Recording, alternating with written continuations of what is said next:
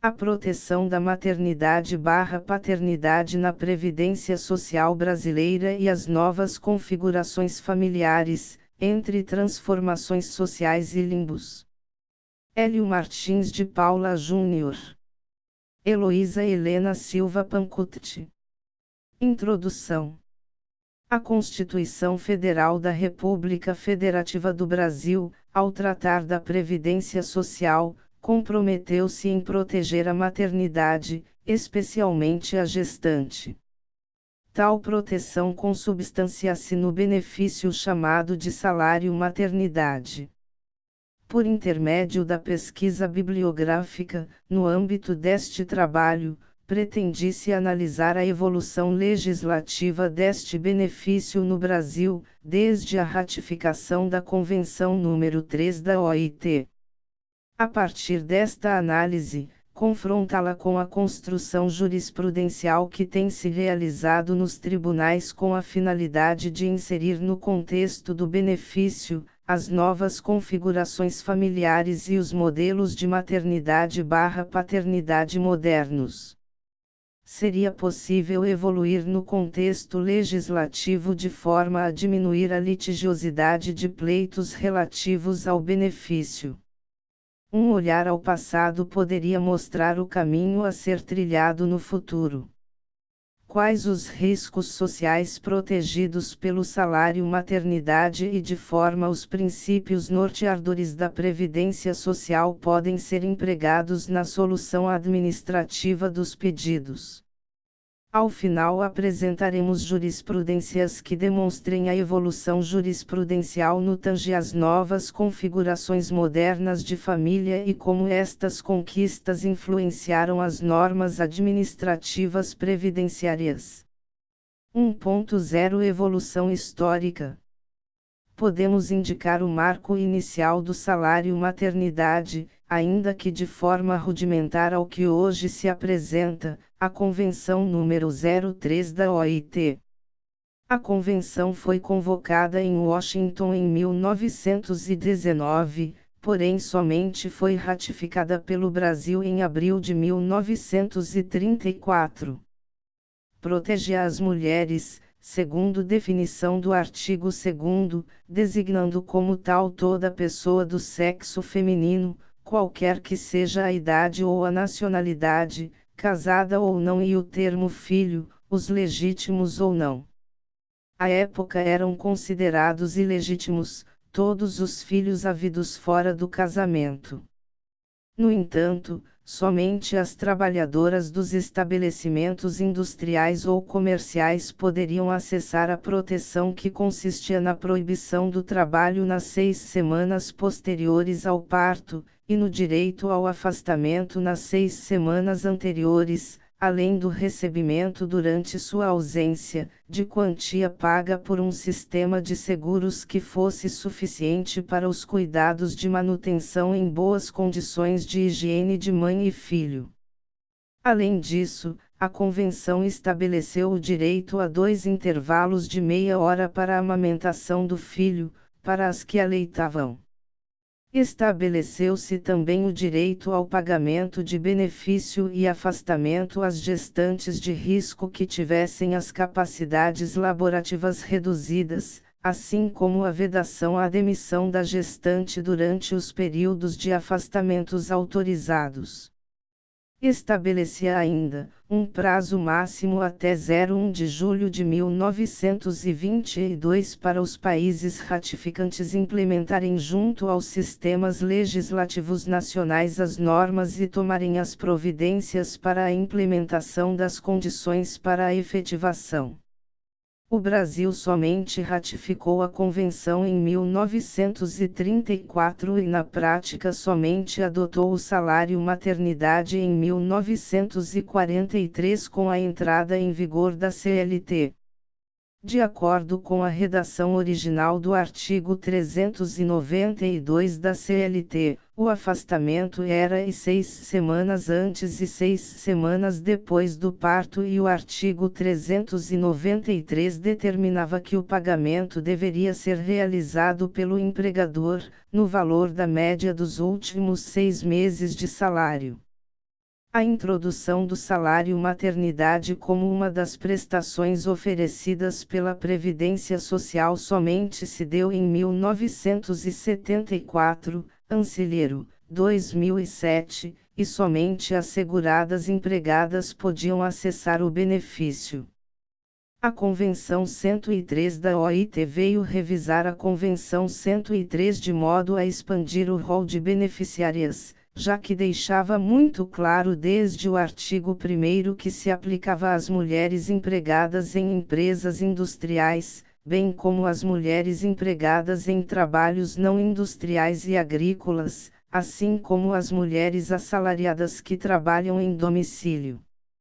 Outra modificação significativa trazida pela Convenção 103 se deu no artigo 2º que conservou as definições de mulher, porém, quanto às definições de filho passou a considerar toda criança nascida de matrimônio ou não, tornando superadas as questões relacionadas à legitimidade ou não da prole. O Brasil ratificou esta convenção em 1965, havia nela a recomendação para que o benefício fosse pago por um sistema de seguros obrigatórios ou mediante pagamentos realizados por fundos públicos, conforme visto anteriormente, isso somente se materializou no Brasil 9 anos depois. A Convenção 103 foi revisada pela OIT pela Convenção 183 de 2000. O Brasil ainda resiste em ratificar o texto. Podemos destacar dentre as principais modificações em relação ao texto anterior, o conceito de mulher. A mulher a ser protegida passa a ser entendido como qualquer pessoa do sexo feminino, sem qualquer discriminação. A nova definição tornou sujeito de direitos as mulheres transgêneras e não somente aquelas que se identificam com o gênero atribuído ao nascimento, que são as cisgêneras, tradicionalmente já protegidas pelas normas de proteção. Outra alteração importante se deu na definição do que se entendia por filho. O termo filho foi substituído pelo termo criança, que passou a ser entendida na concepção mais ampliada e tornou proibida qualquer discriminação com relação a ela. Tornou no artigo 2º, sujeitas de direito todas as mulheres empregadas, mesmo as trabalhadoras em formas atípicas de trabalho dependente. Outros ganhos puderam ser percebidos no novo texto, como o aumento do período mínimo de afastamento remunerado de 12 para 14 semanas, a manutenção da licença compulsória de 6 semanas pós-parto. Tornou o direito às prestações pecuniárias às mães não seguradas, garantidos pelos fundos de assistência social. Incluiu por força do artigo 9 a obrigatoriedade de que cada membro adote medidas de garantia que a maternidade não constitua uma causa de discriminação no emprego, com inclusão de acesso ao emprego, proibição de realização de exames gestacionais prévios como um quesito necessário a uma vaga de emprego, a menos que a função represente um risco para a saúde da gestante ou do filho. Mesmo tendo se passado 20 anos de sua edição, a Convenção 183 não foi ratificada pelo Brasil, não tendo incorporado no nosso sistema normativo. Desta forma, os maiores avanços com relação ao salário maternidade se deram com a promulgação da Constituição Federal de 1988. Isso porque o salário maternidade passou a ser um direito social e um direito das populações urbanas e rurais. Os princípios constitucionais relativos ao direito previdenciário, dos quais destacamos a universalidade de cobertura e atendimento e o da uniformidade e equivalência dos benefícios e serviços às populações urbanas e rurais, materializaram o dever de incluir todas as classes de seguradas da Previdência Social no rol protetivo. Martins, 2013, p. 60, define o princípio da universalidade como as contingências que deverão ser cobertas pelo sistema, e que impossibilitam que o segurado tenha meios de se sustentar e aferir renda, como por exemplo, a doença, a invalidez e mais precisamente com relação ao escopo deste trabalho, a gestação, seja ela de risco ou não. O mesmo autor aponta que a universalidade de atendimento tem referência direta com as prestações que os segurados necessitam, de acordo com a previsão legal. Naquilo que diz respeito à uniformidade e equivalência que passou a relacionar as populações urbanas e rurais, este princípio representou nacionalmente um grande avanço que tornou seguradas da Previdência Social as mulheres lavradoras seguradas especiais. Por mais que existam diferenças quanto à apuração do valor dos benefícios, a orientação deste benefício representou a visibilidade e a valorização do trabalho da mulher no meio rural, especialmente as seguradas especiais. No Brasil, o salário maternidade é um benefício de caráter transitório, sendo a principal prestação previdenciária de proteção ao trabalho da gestante. Para dar cumprimento às disposições constitucionais, conforme lição de Ancilheiro, 2007. A Lei nº 8.213, de 24 de julho de 1991, em sua redação original, estabeleceu que o salário maternidade era devido por 120 dias, com início 28 dias antes do parto e a ocorrência deste, sem exigência de número mínimo de contribuições, carência, no valor da remuneração integral, sem limite de valor, no caso da segurada empregada e trabalhadora avulsa, e correspondente ao valor do último salário de contribuição, no caso da empregada doméstica. O benefício era pago pela empresa, no caso da empregada, que efetivava a compensação quando do recolhimento das contribuições sobre a folha de salários e, nos demais casos, pela Previdência Social. Para a segurada especial, a materialização do direito ao benefício somente se deu com o advento da Lei 8.861/94, assim como para as avulsas, domésticas, especiais. Para as contribuintes individuais e as facultativas, o direito ao salário maternidade se deu com a edição da Lei 9.876/99. As mães adotantes obtiveram o direito à percepção do benefício de salário maternidade se deu em 1042120002. A norma previa que era devido o benefício para as adotantes ou as que obtiveram guarda judicial para fins de adoção de criança, com as seguintes ressalvas. Item: caso a criança tivesse até 1 ano de idade, o benefício teria 120 dias. Item: caso a criança tivesse entre 1 e 4 anos de idade, o benefício teria 60 dias. Item: caso a criança tivesse entre 4 e 8 anos de idade, o benefício teria 30 dias. As mães adotantes de crianças com mais que 8 anos de idade não fariam jus ao benefício previdenciário. O cenário continuava longe de atender às necessidades sociais dos segurados da Previdência Social, vez que as famílias monoparentais adotivas compostas somente de um pai e as adoções tardias não estavam protegidas. Outra abordagem importante é a das contingências cobertas pelo salário maternidade.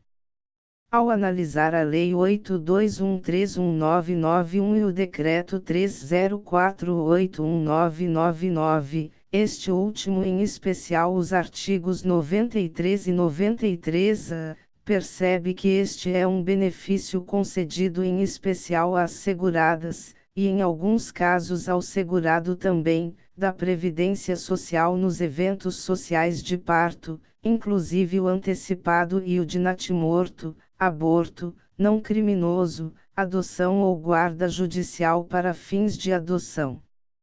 Tal benefício, de prestação transitória, passou a ter duração de 120 dias em razão das alterações promovidas pela Lei 1287322013, corrigindo uma grande assimetria de tratamento que havia na legislação anterior com relação à distinção da duração do benefício em caso da ocorrência da maternidade adotiva em relação à maternidade biológica.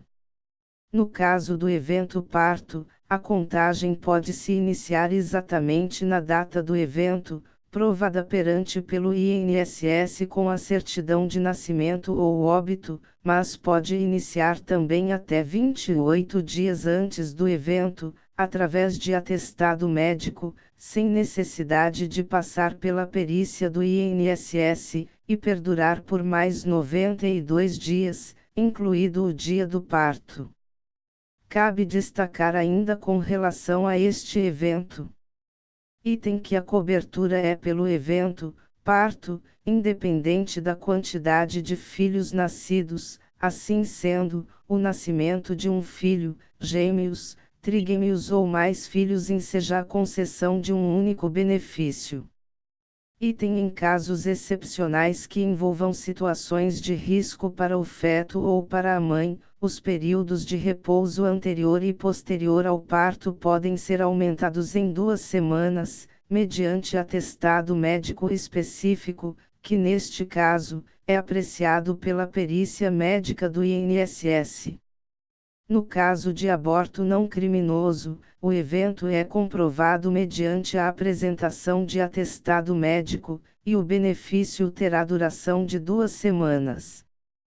Com relação a esse evento, considera-se aborto não criminoso, os seguintes casos. Item o aborto involuntário. Item quando não há outro meio de salvar a vida da gestante, CP, art. 128, e. Item quando a gravidez resulta de estupro, CP, art. 128, segunda. Item interrupção da gravidez de feto anencefalo, julgada na ADPF 54/DF, de 12 de abril de 2012. A Lei 12.873 que converteu a lei à medida provisória 61920113, alterou a regra para as mães adotantes, consoante a introdução do artigo 71-A. Art. 71-A.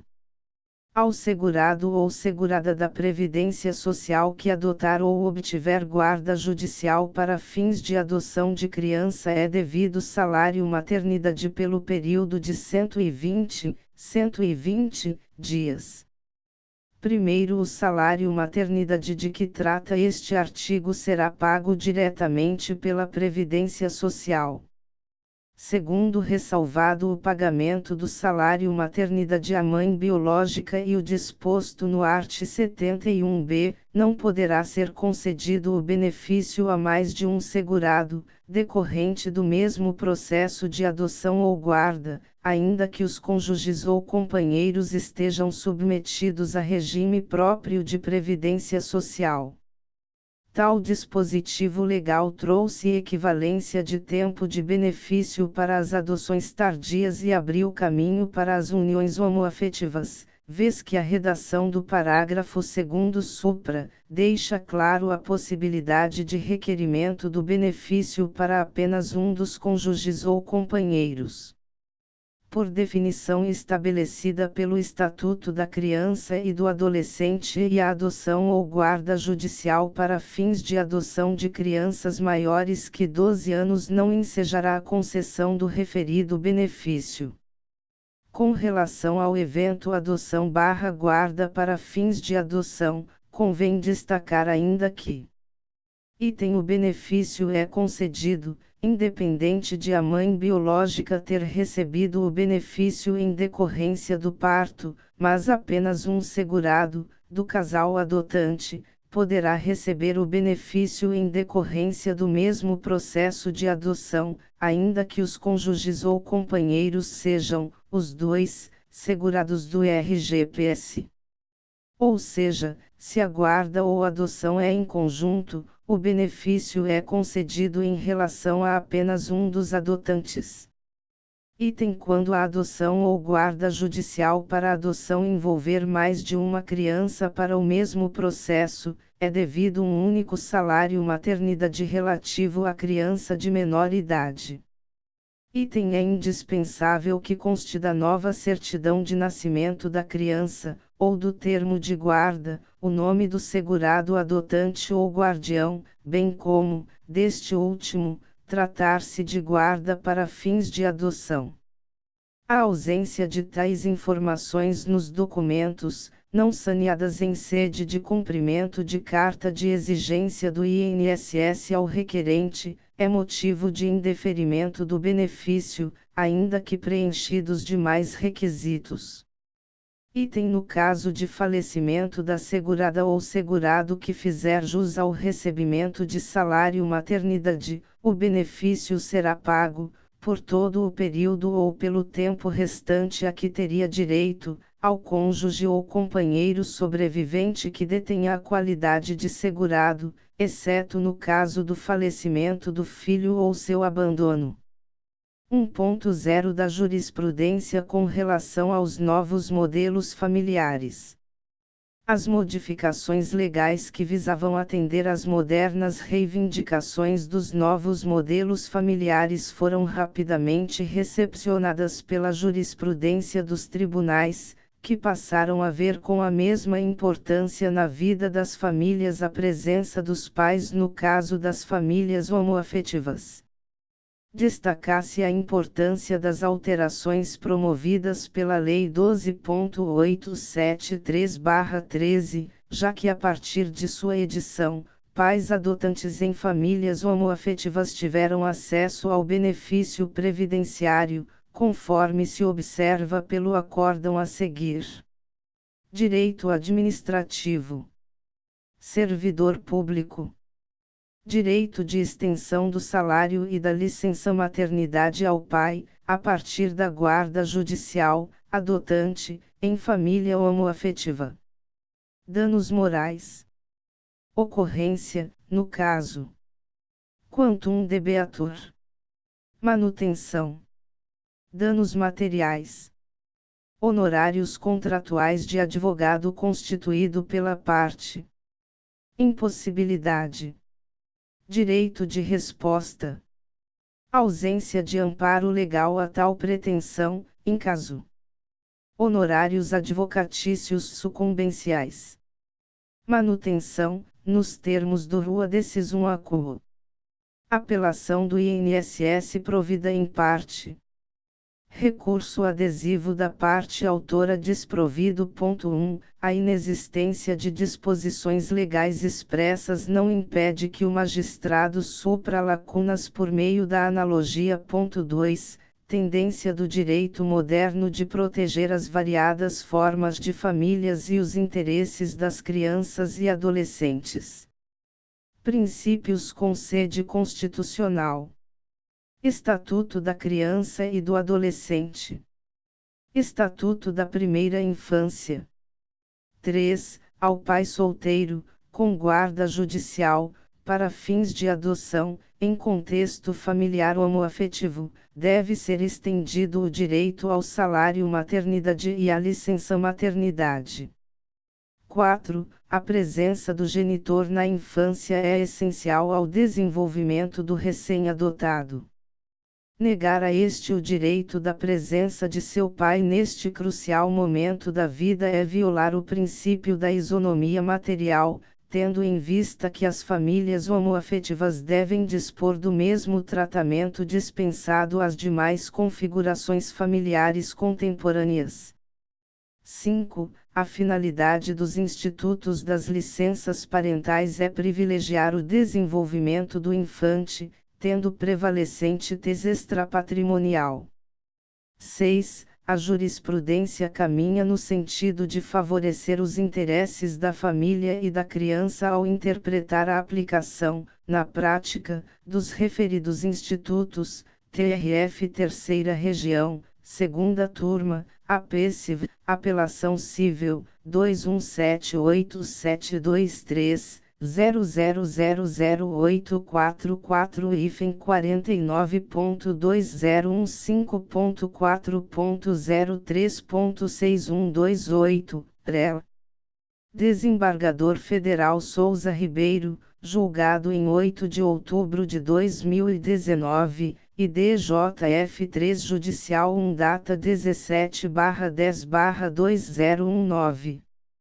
A jurisprudência sobre a matéria relativiza inclusive o princípio tempus regitactum a bem do interesse da proteção da família e da infância qualquer que seja a sua composição. Por mais que o direito do pai de uma relação homoafetiva somente tenha surgido com o advento da Lei 1287322013, existe jurisprudência que autoriza o pagamento mesmo que o evento tenha se dado antes da entrada em vigor do mandamento legal autorizador. Processual civil, previdenciário, salário maternidade, segurado homem, adoção de criança ou adolescente, primazia do interesse do menor, isonomia entre filhos, dignidade da pessoa humana, proteção à família centrada no interesse dos filhos menores, remessa necessária e apelação do INSS desprovidas. 1. A Constituição reconhece como direitos sociais, a fim de assegurá-los, inclusive mediante cobertura da Previdência Social, a proteção à maternidade e à infância, artigos 6º, 7º, 18 e 201, segunda. No âmbito do regime geral da Previdência Social, foi previsto o benefício de salário maternidade, a ser concedido de acordo com os ditames legais, observando-se o princípio tempus regitactum. 2. Em sua redação original, a Lei de Benefícios da Previdência Social previu a possibilidade de concessão do salário maternidade tão somente às seguradas empregada, trabalhadora avulsa e empregada doméstica, artigo 71.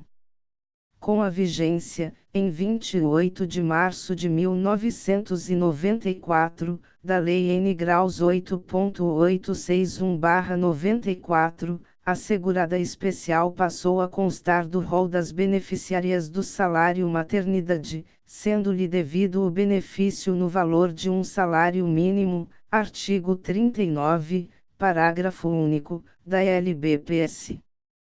Em 29 de novembro de 1999, com a vigência da Lei N. Graus 9.876/99, todas as seguradas do RGPS, independente de sua classificação, passaram a ter direito ao benefício. A partir de 16 de abril de 2002, com a vigência da Lei N. Graus 10.421/02, que incluiu o artigo 71A na Lei N. Graus 8.213/91, o benefício também passou a ser devido no caso de adoção ou obtenção de guarda judicial para fins de adoção de criança. Com a vigência da Lei N. Graus 12.873/13, em 25 de outubro de 2013, também se garantiu direito ao salário maternidade ao segurado, e não apenas à segurada, que adotar ou obtiver guarda judicial para fins de adoção de criança.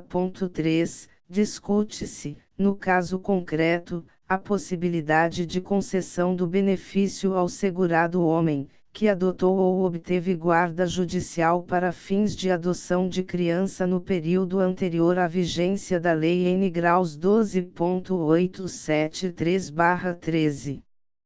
4. A questão é de alta relevância, eis que demanda do julgador, na solução do conflito, que revela algo muito além de embate de um determinado indivíduo, mas, sim, social, uma efetiva compreensão do arcabouço constitucional de proteção à infância e à família, assim como da finalidade dos institutos da adoção, das licenças maternidade e paternidade e do benefício previdenciário denominado salário maternidade.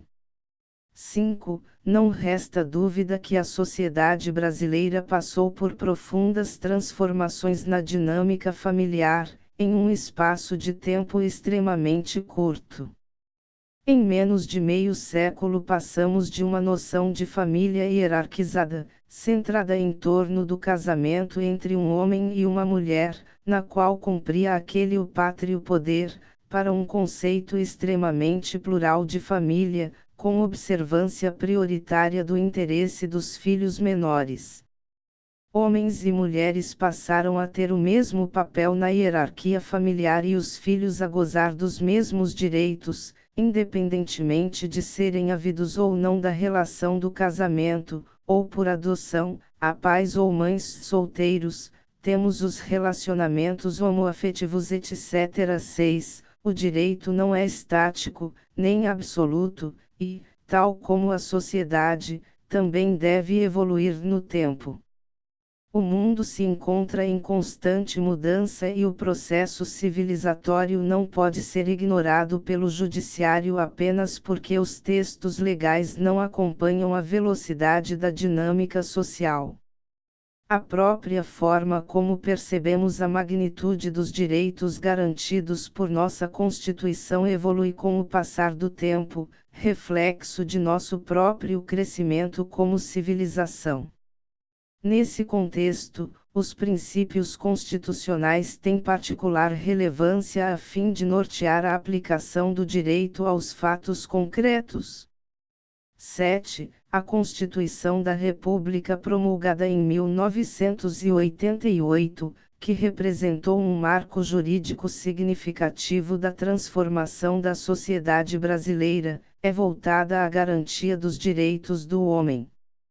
Além de assentar o respeito à dignidade humana e à igualdade, garantiu a especial proteção do Estado a diversos direitos sociais, dentre os quais merecem destaque a infância e a família. Tida como base da sociedade, artigo 226, caput, da CF, a família foi conceituada como uma comunidade formada por qualquer dos pais e seus descendentes. 4. Relembrando que homens ou mulheres são iguais entre si na entidade familiar. 5. Bem como que não há distinção entre os filhos. Artigo 227, 6. Atribuiu-se, artigo 227 da CF, como dever da família, da sociedade e do Estado assegurar à criança, ao adolescente e ao jovem, com absoluta prioridade, o direito à vida, à saúde, à alimentação, à educação, ao lazer, à profissionalização, à cultura, à dignidade, ao respeito, à liberdade e à convivência familiar e comunitária, além de colocá-los a salvo de toda forma de negligência, discriminação, exploração, violência, crueldade e opressão. 8. É justamente no âmbito desses direitos que se tem o Instituto da Adoção, haja vista que, independentemente das situações que as colocaram sob adoção, todas essas crianças e adolescentes têm o direito de serem criados e educados no seio de uma família. É precisamente esse direito da criança ou adolescente à convivência familiar que, estruturalmente, justifica as licenças gestante e paternidade e o benefício previdenciário de salário maternidade. Não é o interesse dos pais que se tem em mente, mas, sim, prioritariamente, o da criança ou adolescente. Não há dúvida que mães ou pais querem estar em período integral com seus filhos, recém-nascidos ou adotados, a fim de lhes propiciar o necessário acolhimento no seio familiar. Porém, o que se deve manter em foco é que a proteção especial do Estado se dá em favor das crianças ou adolescentes que adentram a entidade familiar, a fim de que, ao permitir estabilidade de emprego com respectiva remuneração aos pais ou mães, estes possam propiciar aquele imprescindível acolhimento na família. TRF Terceira Região, Sétima Turma, APCIV, Apelação Civil, 356.124, 000734504.2013.4.03.6183, REL. Desembargador Federal Carlos Delgado, julgado em 23 de setembro de 2019, e DJF 3 Judicial 1 data 03/10/2019.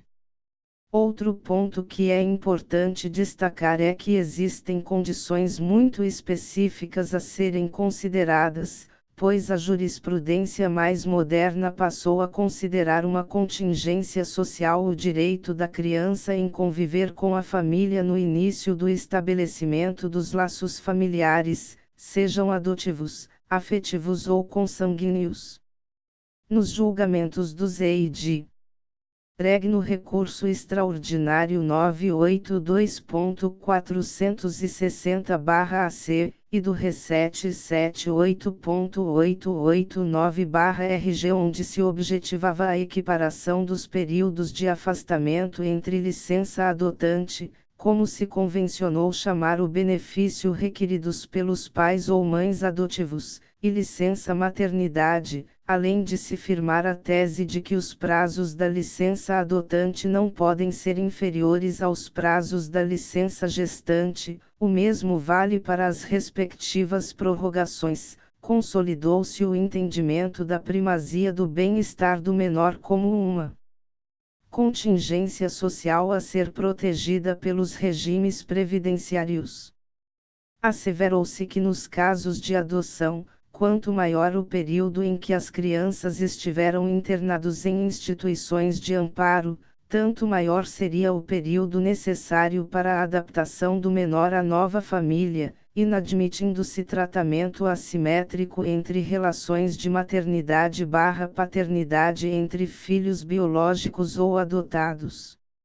Outra contingência social moderna destacada pela jurisprudência é a necessidade da mulher em compatibilizar os afazeres de profissão e maternidade, ainda que esta ocorra pela via da adoção, ainda que se dê tardiamente.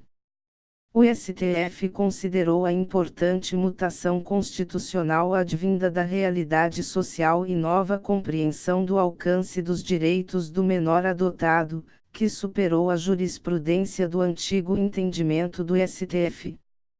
Modernamente prevalece, além da primazia dos interesses dos menores, a necessidade de se proteger o emprego, por intermédio da estabilidade e a remuneração, não somente da mulher que dá à luz a um recém-nascido, mas a teor do entendimento exteriorizado pelo ministro Barroso em seu voto, por força da isonomia entre os filhos, da dignidade da pessoa humana e da primazia do interesse do menor, ser estendidos a todo adotante, homem ou mulher, seja o adotado criança ou adolescente. O benefício é oferecido pela Previdência Social, portanto, contribuído, superando os argumentos contrários da parte contrária sobre a falta de precedente fonte de custeio do que se convencionou chamar de licença adotante ou até mesmo de uma licença maternidade oriunda de processos de reprodução assistida em lores familiares compostos por duas mães. O novo entendimento rompeu com o conceito de maternidade para incorporar de forma explícita o conceito de parentalidade. No entanto, havia ainda uma dificuldade a ser vencida, vez que o direito previdenciário tem várias zonas escuras onde o segurado pode ficar desprovido da proteção social, ainda que tenha contribuído regularmente ao sistema, o que chamamos de limbos. 2.0 do limbo do salário maternidade/licença adotante do contribuinte individual e do MEI. O benefício se destina àqueles que até a ocorrência de um dos eventos sociais descritos anteriormente, fato gerador ensejador do benefício, que ostente qualidade de segurado, contribuições ao RGPS, ou mesmo sem contribuições atuais, esteja em período de manutenção da qualidade de segurado, período de graça, assim como o cumprimento da carência exigida em lei para as classes de segurados do RGPS. Porém, Mister se faz destacar a obrigatoriedade do afastamento das atividades laborais após a ocorrência de uma das contingências sociais cobertas pelo benefício de salário maternidade. Porém, é preciso atentar, no caso dos segurados facultativos, MEI e contribuintes individuais que, no período de afastamento, não se deve contribuir à Previdência Social, sob pena de ter o benefício indeferido, sobretudo aos que recorram à via judicial após indeferimento administrativo do pleito. Os indeferimentos nestas condições são frequentes, muito embora a maioria verta as contribuições por medo de perder a qualidade de segurado. Para essas classes de contribuintes, se presume a atividade pelo recolhimento das contribuições. Assim, uma vez vertida a contribuição, para a Previdência Social houve o trabalho. No âmbito administrativo, é muito comum que haja o indeferimento, em casos semelhantes. Assim, normalmente a questão tem encontrado solução no Poder Judiciário, que tem relativizado o hermetismo da relação entre trabalho/contribuição, para uma interpretação mais ampla, vez que para o segurado, a questão é complexa em demasia e para os cofres públicos, não há prejuízo, se não vejamos. Processual civil e previdenciário. Remessa oficial. Não cabimento. Art. 496, terceiro, e, NCPC. Salário maternidade. Legitimidade passiva do INSS. Preliminar rejeitada. Manutenção da qualidade de segurada. Cumprimento da carência. Recolhimento de contribuições previdenciárias após o parto. Contribuinte individual. Ausência de presunção de que a autora estaria trabalhando. Requisitos legais preenchidos. Benefício devido. Extrai-se da norma insculpida no art. 72 da Lei nº 8.213/91, que a responsabilidade pelo pagamento do salário maternidade é do INSS. Trata-se de benefício previdenciário, concedido e custeado pela autarquia previdenciária, cumprindo ao empregador tão somente o pagamento de dito benefício, com direito à compensação, quando do recolhimento das contribuições incidentes sobre a folha de salários e demais rendimentos. Preliminar de ilegitimidade passiva rejeitada. Não merece prosperar a alegação da autarquia previdenciária de que a requerente não se afastou das atividades laborativas durante o período em que teria direito ao gozo do salário maternidade. Isso porque o fato de a autora haver recolhido contribuições como contribuinte individual após o parto, ocorrido em setembro de 2014, não comprova que ela se encontrava, necessariamente, trabalhando no período. Proteção constitucional à maternidade. Segurada não pode ser prejudicada pelo recolhimento de contribuições. Precedente desta é Corte, TRF Terceira Região, Nona Turma, APCIV, Apelação Civil, 5042172.2018.4.03.9999, REL. Juiz Federal convocado Vanessa Vieira de Melo, julgado em 12 de dezembro de 2019, e, DJF 3 Judicial uma data, 18 de dezembro de 2019. Da mesma forma, outro limbo jurídico pode se formar para as classes de contribuintes que são os responsáveis pelos recolhimentos das verbas sociais, como os segurados MEI, facultativos e contribuintes individuais, que diz respeito aos recolhimentos em atraso. A contagem da carência somente se inicia a partir da primeira contribuição em dia, assim os contribuintes que vertem contribuições em atraso podem ter problemas com a validação das competências e, apesar de ter efetuado os recolhimentos, não conseguir junto à Previdência Social o deferimento do pedido. Para tais situações, é aconselhável a realização das retificações do CNIS com o recolhimento das multas e juros competentes no mesmo ato em que se dá o pedido administrativo de benefício previdenciário. No entanto, caso tal possibilidade não seja viável, o Poder Judiciário tem entendimento favorável à segurada, especialmente em casos em que não tenha se ultrapassado o prazo de pagamento da competência imediatamente posterior. Nestes casos, de acordo com o melhor entendimento jurisprudencial, presume-se a boa-fé do contribuinte. Previdenciário. Concessão de benefício.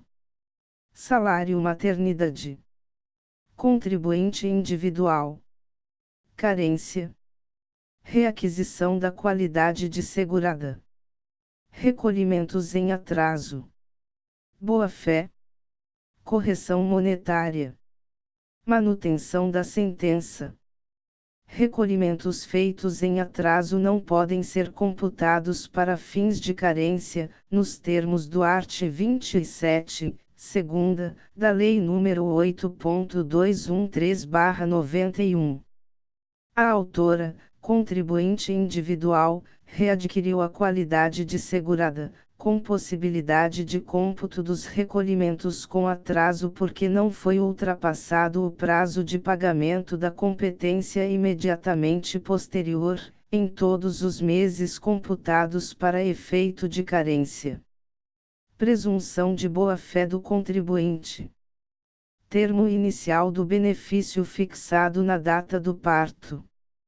Parcelas vencidas acrescidas de correção monetária a partir dos respectivos vencimentos e de juros moratórios a partir da citação.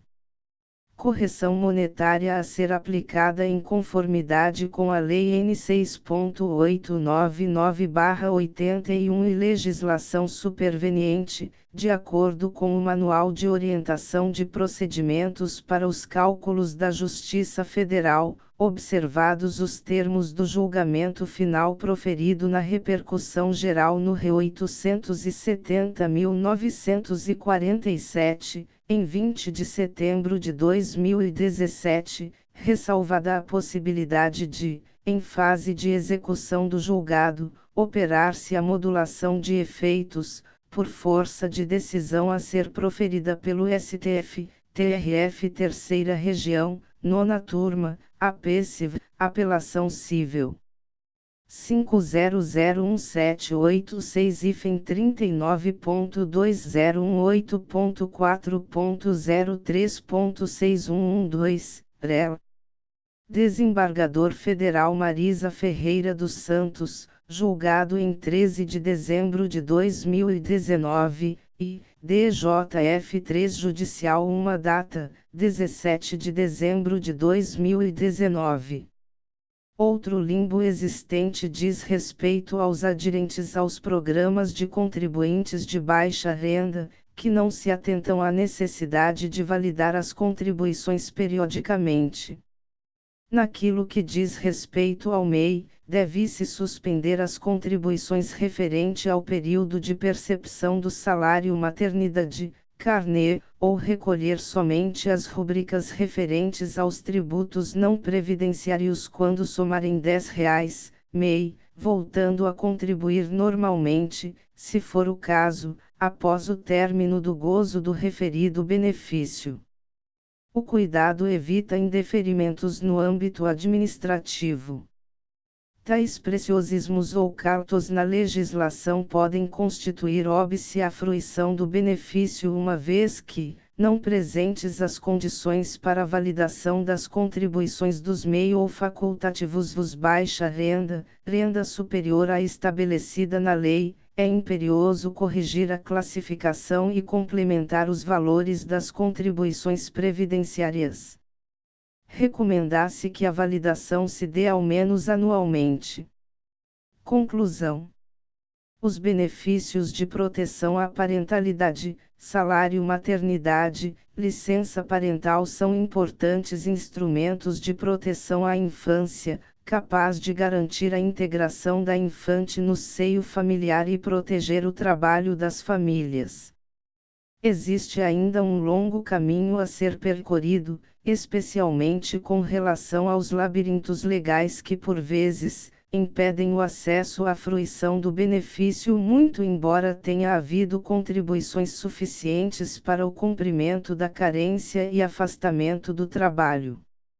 Ainda que tenha sofrido transformações desde a sua criação na Convenção 3 da OIT até os dias atuais, é preciso atentar o núcleo essencial do benefício que se relaciona intimamente com a proteção do trabalho, muito embora o entendimento atual do STF tenha compreendido que houve até mesmo a alteração da contingência social a ser protegida, que seria a proteção da integração da criança com a família, não se simplesmente superar o entendimento anterior.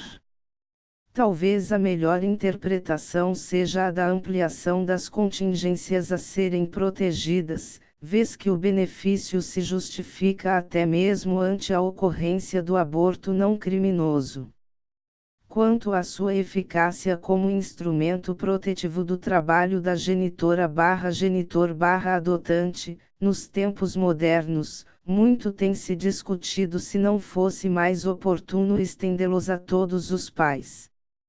Vez que garantir a convivência com apenas um dos pais talvez não seja o ideal para o infante, já que naturalmente afasta um dos envolvidos na relação familiar do convívio e consequentemente do precioso vínculo criado pelo cuidado diário. Outro sim, haveria a diminuição dos índices de desemprego materno pós-final do período de estabilidade. Não se pode falar de inexistência de precedente fonte de custeio, já que o benefício existe e somente pode ser fruído por contribuintes do sistema de previdência social. Desde que houve a ampliação do entendimento sobre as contingências sociais no caso deste benefício, não se justifica o pagamento para apenas um dos pais biológicos ou adotivos. Muita evolução foi sentida desde a sua concepção para atender às reivindicações da sociedade, porém é ainda primordial seguir evoluindo, não tardar a ratificar a Convenção 183 da OIT e privilegiar o vínculo familiar de forma inclusiva, não somente a um dos pais. O salário maternidade/paternidade e a licença adotante têm sido um poderoso instrumento de proteção à infância, é de suma importância o seu aprimoramento.